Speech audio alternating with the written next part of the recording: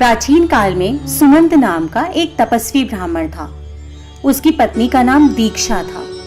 दोनों की एक परम सुंदरी, धर्मपरायण और ज्योतिर्मय कन्या थी।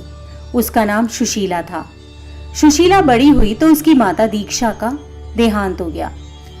पत्नी की मृत्यु के पश्चात सुमंत ने कर्कशा नाम की एक दूसरी स्त्री से विवाह कर लिया और सुशीला का विवाह ब्राह्मण सुमंत ने कौंडिन्य ऋषि के साथ कर दिया।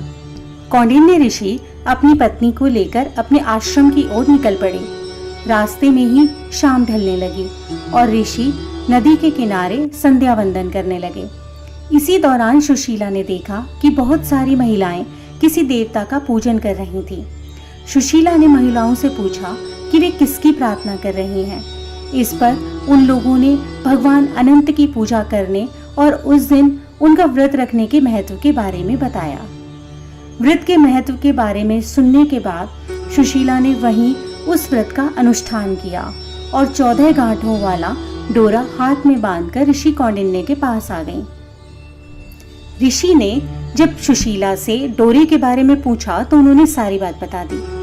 कौंडिन्य ऋषि ने अब यह सब कुछ मानने से मना कर दिया और पवित्र धागे को निकालकर अग्नि में डाल दिया।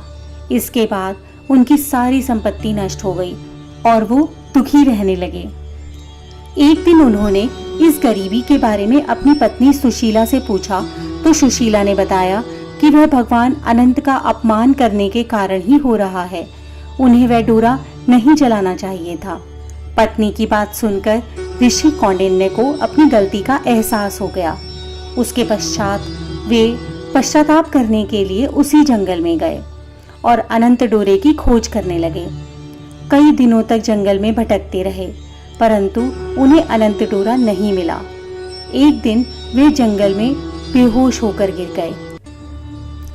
तभी वहां भगवान अनंत प्रकट हुए और बोले, हे कौंडिन्य, तूने मेरा तिरस्कार किया था, उसी से तुझे इतना कष्ट भोगना पड़ा। तुम लोग बहुत दुखी हुए।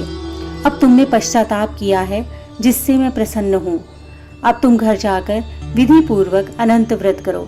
14 वर्षों तक व्रत करने से तुम्हारा यह दुख दूर हो जाएगा। तुम धन धान्य से संपन्न हो जाओगे। कौंडिन्य ने वैसा ही किया और उसके सारे कलेश दूर हो गए और उन्हें सभी दुखों से मुक्ति मिल गई।